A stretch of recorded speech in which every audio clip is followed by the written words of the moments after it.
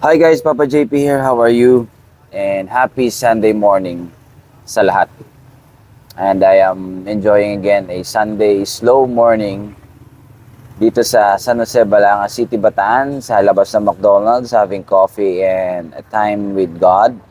A time to thank God and enjoy the creations. Kanina ko pa actually pinapanood yung mga dahon kasi mahangin ngayon. And then pinapanood ko yung mga dahon. As you can see, yan sa likod, gumagalaw yung mga dahon, di ba? And I was just thanking God talaga for being gracious, being awesome, being a generous God and a loving God, steadfast love. Grabe, thank you Lord talaga, no? Kumusta po yung week nyo? I don't know kung anong week meron kayo, but if you had a tough week, kung medyo mahirap yung week natin, kapit lang and keep praying and keep reflecting and keep asking God what to do.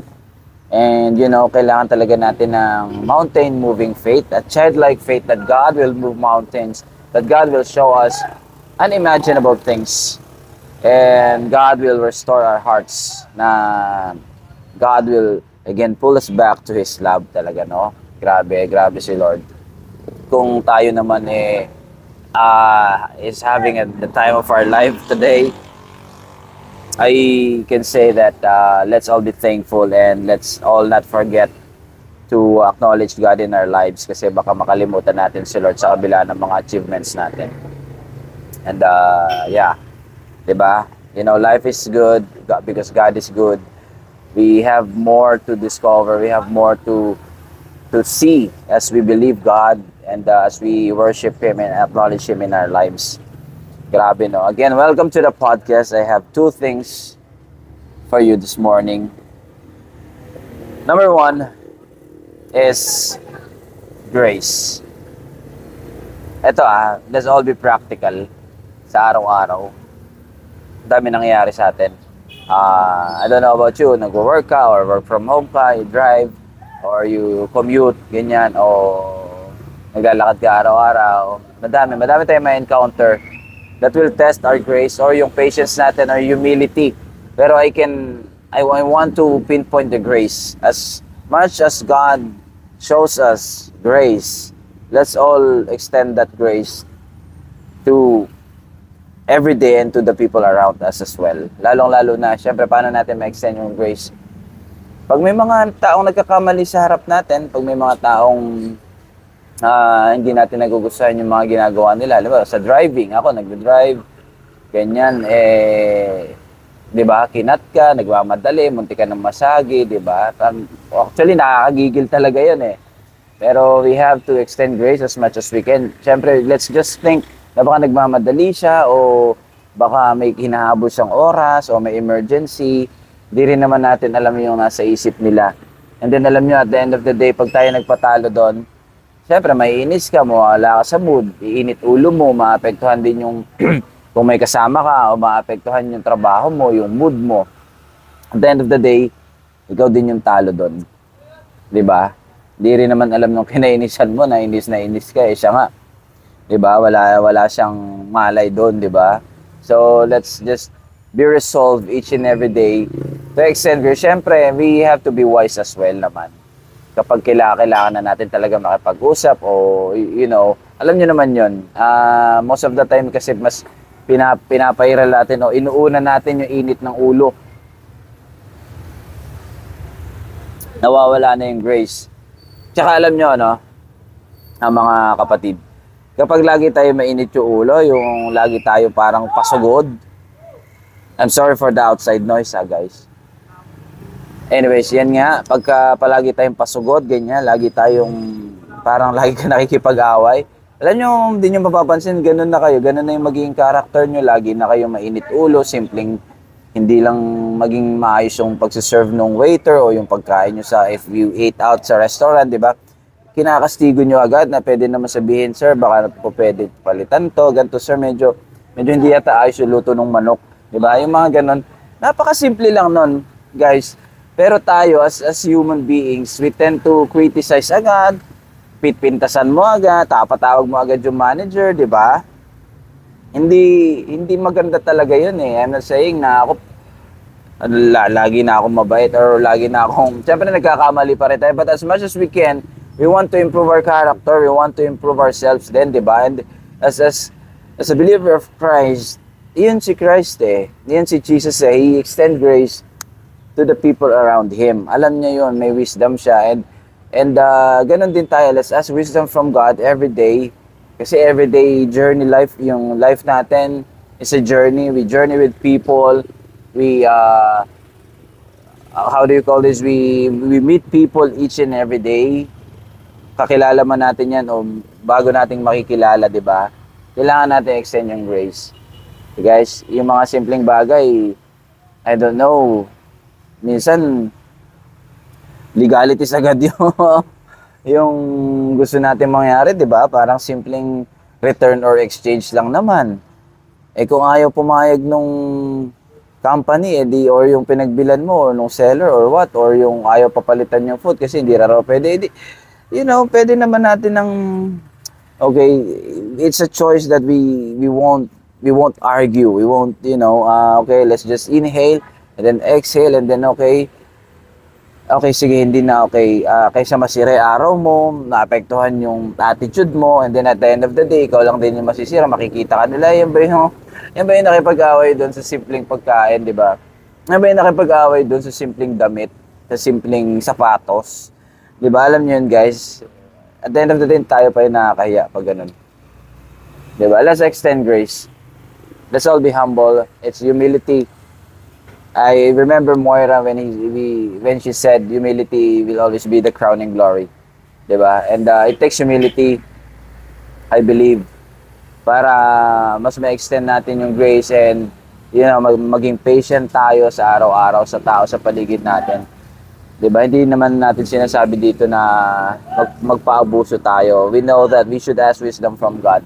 Pero ngayon nga, let's extend grace. Alam nyo, pag naging, ako personally pag naging ganun ka, diba may kumat. Kasi everyday, nasa labas tayo, ganyan. Diba ikaw, everyday nagda-drive ka or nagko-commuter ka. Pag ina-extend mo yung grace, yung halimbawa, kinat ka, ganyan, o yung, ikaw na nga yung susunod na aabante, siniksi ka pa.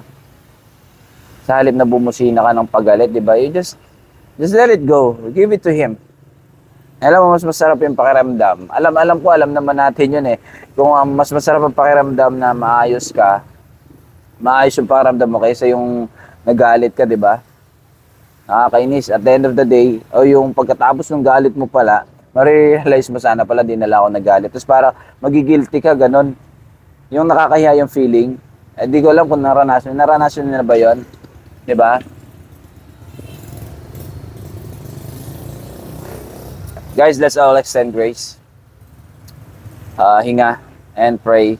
And each and every day, bago natin start yung araw natin, let's be resolved. Lord, thank you for the grace and give me the power and the wisdom to extend grace to the people around me as well. Kung paano mo binibigay yung grace sa akin, sa buhay ko. And that's number one, grace. Number two, we want to talk about, ito kasing dalawa na to guys, ito yung na-encounter ko this week. Grace, number one. And number two, alam nyo yung, naramdaman nyo na ba guys yung I wanna call this a call to worship. Naramdaman nyo na ba guys yung, you're in the middle of a situation, nahihirapan ka, and then, yun naman, nakuha mo na o yung guminhawa na yung pakiramdam mo ngayon, yung parang, may prayer ka and then sinagot na ni Lord. Alam mo yung before and after, meron pa ring kulang. Alam mo yun, di ba? Ngayon, nagdaalala ka, Lord, I pray na ganito, na ma-meet ko yung deadline ko, ganon. Di ba? Alalang-ala ka, di ba? And then, each and every morning, habang pinag-prepare mo yun, habang naiisip mo yun, may nararamdaman ka na kulang talaga. Kahit na ginawa mo na lahat ng prayers or yung pakikipag-usap kay Lord, you read the Bible, ganyan, you talk to your leaders. Alam niyo kung ano yun, guys? Yung the whole inside your heart. I believe it's a call to worship Of course, it's an act of worship naman. If you pray, ganyan, It's a worship. It's really a call to drop the things that make you anxious and then just talk to God and pray. And then pag binigay na ni Lord yun, halimbawa, ito na tayo, no? I hope you're getting the point. Ito na, binigay na ni Lord yung prayer mo. May kulang pa rin, no? Siyempre masaya ka naman, Lord, thank you for answering my prayer, di ba? We can be overwhelmed in bad times and in good times. And then both of those situations, may kulang, may butas yung puso natin. I believe that's a call to worship. Yung binigay na ni Lord yung gusto mo, Lord, thank you. And then, gigising ka ng umaga, okay naman, di ba, na-accomplish mo naman, na-achieve mo naman. Pero may kulang. That's a call to worship, mga kapatid. I believe it's God telling us to, tara, halika dito, usap tayo. Just feel my presence, you know. I'm here, feel my power. And then look outside the creations, how great I am. God is telling you that. God is telling us that. I believe. Yan yung dalawang bagay na na-encounter ko ngayong week, mga kapatid. It's a call to worship. And then each and every morning. Kaya nga habang binabasa ko yung Psalm 23 kanina, and then yung Psalm 100, we are the sheep of His pasture. Yung isa sa nag-speak sa akin doon, we are spiritual human beings in need of a continuous communication with the Lord. Hindi pa pwedeng pagkagising pa lang natin sa umaga. Most common, cellphone agad kinukuha natin. Most common, yun agad yung gusto nating kausap. Tingnan yung likes mo, yung social media platforms mo. But it's not. It's each and every time we start our day, we pray and we worship the Lord. We acknowledge God in our lives. It's like, oh Lord, I want you, Lord. It's like, Lord, thank you, hallelujah. Lord, thank you. I worship you, I praise you this day. I acknowledge your power. Lord, fill in. Lord, punuin mo ako ng pagmamahal mo, lalo, Lord God, so I can pour out to many other people and sa surroundings ko. A call to worship, mga kapatid. Kaya when you feel overwhelmed, kasi I believe, no, kung naranasan mo na yung, kumbaga, unti-unti nang sinasagot ni Lord yung prayer mo, yung, ay, salamat Lord, grabe talaga. Di ba napapaganong ka na? Pero, may times pa rin na parang, hindi pala, may times pa rin na kulang, may kulang doon sa heart mo, and then you feel like really overwhelmed. It's a call to worship, talaga. It's God telling us na hindi mo ma-handle talaga yung life without worshiping me, without praying, without really talking to me, without consulting me, without asking me, without presenting your request to me. A call to worship, it's the devotion, the quiet time we can really live without those things. Mga kapatid, iyon po yung gusto kong, kumbaga, i-share sa inyo sa podcast ko na to. I hope I will have someone soon to talk to sa mga next episodes ko pa. And kung ikaw ngayon, di mo talaga alam yung gagawin sa life mo, kung nakikinig ka ngayon, it's a call to worship. It's God asking you, and it's God it's God telling you, son, I'm here, nandito lang ako, kausapin mo ako, i-embrace mo yung pagmamahal ko sa'yo. Last night I was talking to my sister-in-law. Quick lang yan, nabanggit ko lang, may mga napag-uusapan lang kami. And I think I'll be closing this podcast sa point na to. Usap kami tungkol sa mga professional helps, ganyan. sabi ko sa kanya, napag-usapan namin. Alam nyo, sabi ko, alam mo talagang kailangan natin yun, mga professional help na yan. Whatever, no? General lang.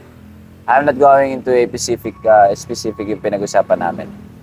Professional help. Pero at the end of the day, it's still God na kailangan talaga nating ma-encounter and malapitan and yumakap, magi-intimate talaga and makilala natin yung kung sino talaga si God. Kasi actually we're talking about anxiety that night. Diba? We need professional help. Pero I believe, sabi ko sa kanya, kailangan talaga natin maging secure sa pagmamahal ni Lord above all else. Kasi itong mga professional help na ito is si Lord din ang may gawa niyan. Si Lord din ang naglikha ng lahat ng mundo. The earth is the Lord's. Kaya kailangan talaga natin ng God. We need a God because we are a spiritual human being. And we need God. We need a Lord and a Savior araw-araw. I hope guys may natutunan kayo sa mga podcast ko at sa mga episodes ko. If you want to connect with me, Papa JP, find me on Facebook, JP Space Cordero, or email me, corderojosephpaulo@gmail.com. I have my small TikTok account at _ Papa JP. So yun, let me leave you a prayer before we say goodbye. Lord, thank you for this day, this Sunday. Lord, thank you for this very beautiful day that you've given to me, that you've given to us, listeners.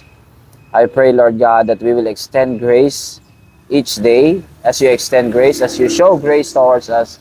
And Lord, we pray that as you call us, Lord God, we will respond immediately and we will respond, Lord God, with a pure heart. Lord God, we pray that we will continue to be intimate to you, and we ask, Lord God, that you will put hunger in our hearts and trust what you say. Give us faith. Give us faith, Lord God. Thank you, Lord. In Jesus' name I pray, we pray, and all of us will say amen. Thank you guys, and God bless.